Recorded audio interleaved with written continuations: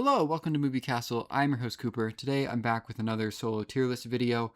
Spider-Man Brand New Day season rages on. Because of that, we're going to be looking at the villains that Spider-Man has collected amongst his 9 live-action films, and we're going to be putting them into a little tier list. Spoiler warning ahead, I do have the, mystery villain of Brand New Day a part of this tier list. I do think most people know who the character is at this point, so if you haven't seen it though and you somehow haven't had it spoiled yet, this character will be on the list. I will not be including the characters in the opening montage of Brand New Day. There's just nothing to work with there. But I have collected 14 villains for us to talk about today. We're going to go through them all, talk a little bit about what works, talk about their designs, talk about their performances, whether or not they're good. We got the classic tier list categories for the movie Castle. Royalty, the best you can be. You want to be in royalty. Knight in Shining Armor, this is a very good tier to be in. We love our knights. Some of the best people around the castle. Peasant, these guys are all right. They populate the castle. They're very good people, but they don't quite reach to the point of Knight in Shining Armor. Royalty, court jester, you don't want to be there. We're making fun of you. You're the laughing stock of the castle. It's not a good place to be. Off at their head, though, this is worse, because this is death by guillotine, or death by poisoning, or death by rat on the chest with the flaming bucket from Game of Thrones. Any sort of Game of Thrones death is in that category, in the off at their head category. So you don't want to be there. We're just going to get straight into it. First supervillain we're going to be talking about today, I think, is Electro. Now, Electro's pretty silly in Amazing Spider-Man, and I don't think he gets much better in No Way Home either, so I feel comfortable with the Court Jester tier. I don't hate the electric translucent blue design. I do believe there's concept art of this character that's a lot creepier. I would have, I think, maybe preferred that, but he's okay. I think it makes sense to do something like this considering how goofy Electro looks in the comic books. And then the No Way Home look is okay too. He has like an arc reactor on his chest and wears a kind of more regular, it kind of looks like a construction worker outfit. I don't know. Jamie Foxx is all right. It's a very weird performance that he's giving in Amazing Spider-Man 2. He's a lot better in No Way Home, I think. But I don't know. This villain is just very silly and never has a great motive. And he does play Itsy Bitsy Spider dubstep at the end of the film. And that's not great. That's not a great thing. But I'm not quite to the point of off with their head.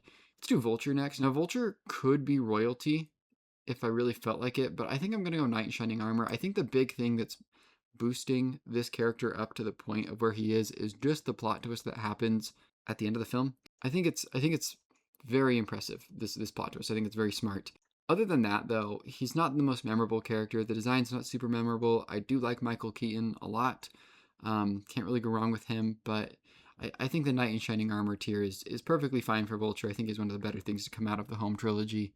And I like the working class motive that he has, where damage control has kind of destroyed his business and he is now left to be Vulture. And I don't really mind the Iron Man stuff in Homecoming. I think it's a lot worse in Far From Home, but I think it works for this film. And the twist is objectively good, I think. Let's do Venom, Topher Grace's Venom. I don't really care for this. Venom's never been my guy. Never been a favorite Spider-Man villain of mine in any medium. I feel good with Court Jester, I think.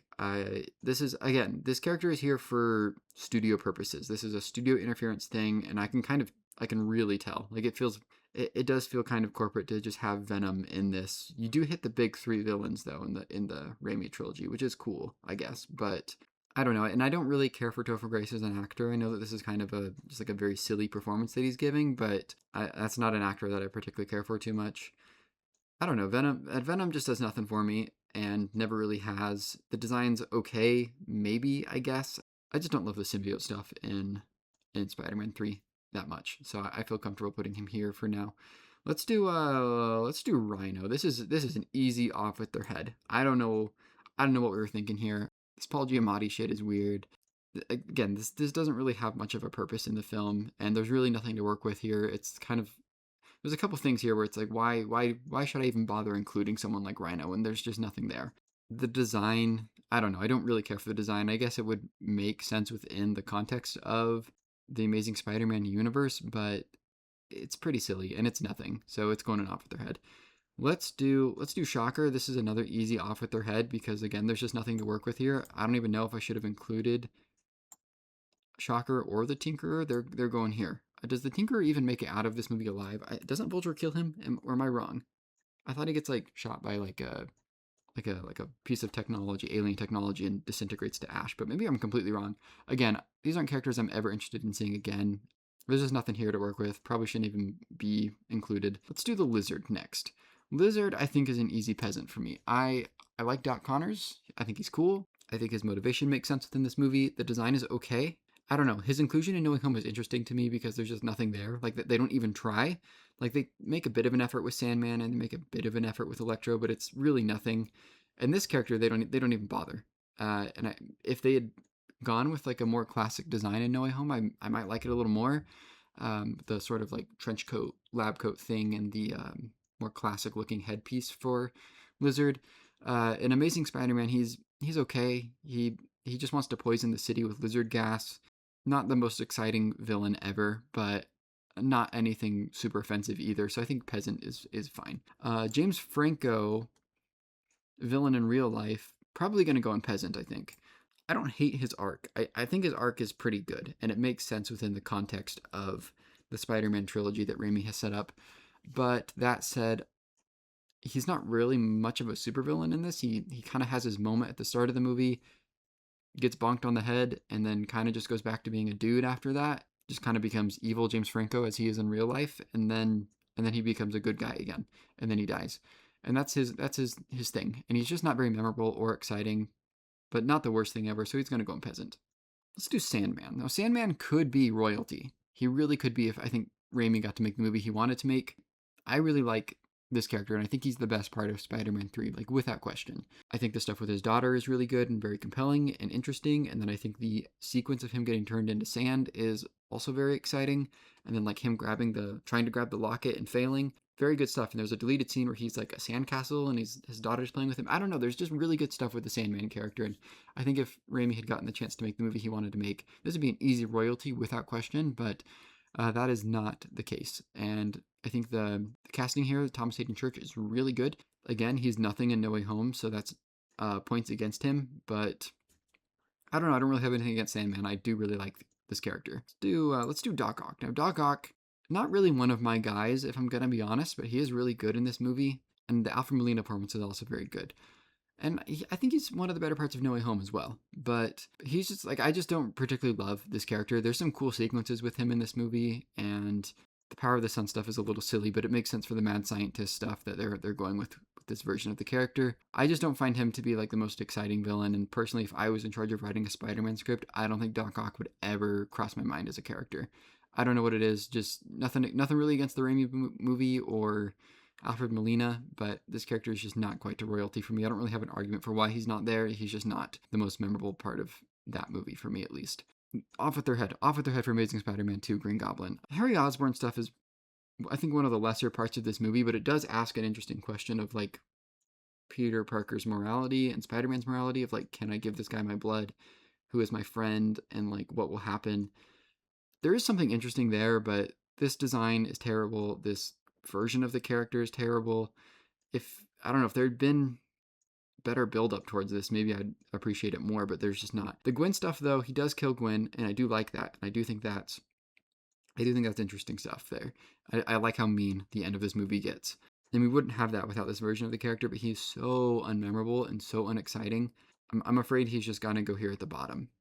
Mysterio, this is a tough one because the Mysterio sequence is something I love a lot. And I do like the design. This is a great design, and I do like Gyllenhaal in this role. But I just don't love how this character is written. The Tony Stark stuff in this movie really isn't what I want. But everything else is pretty good, and the illusion sequences are good. And I don't know.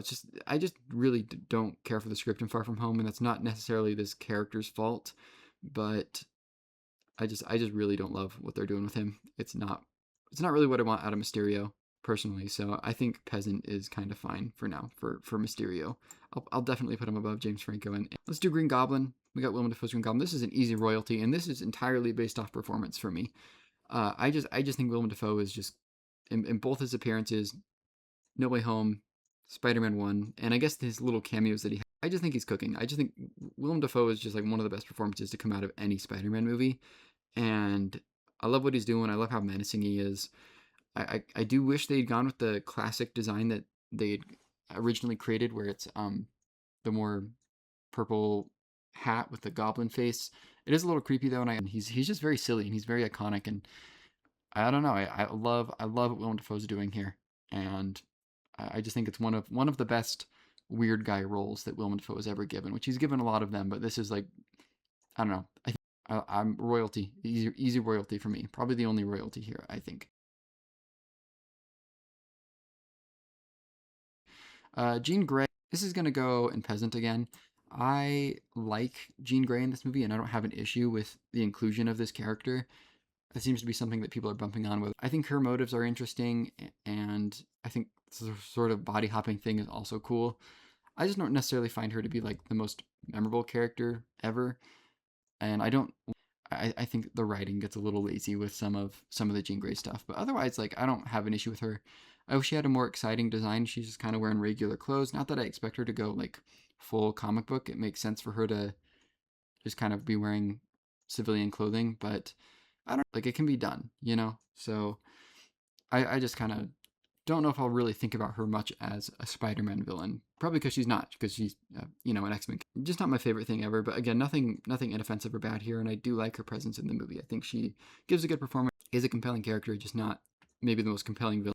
All right, that is my list. Only royalty we got here is Willem Dafoe's Green Goblin, and some others that are very close, and then some real stinkers here at the bottom. But do let me know what you think, and let me know who your favorite Spider-Man villain is, and who you would like to see. Thank you for watching. Feel free to subscribe to us here on YouTube, or you can follow us on Spotify and Apple Music to listen to our podcast. Probably just about some other movies that are coming out. Thanks for stopping by, and have a good rest of your day.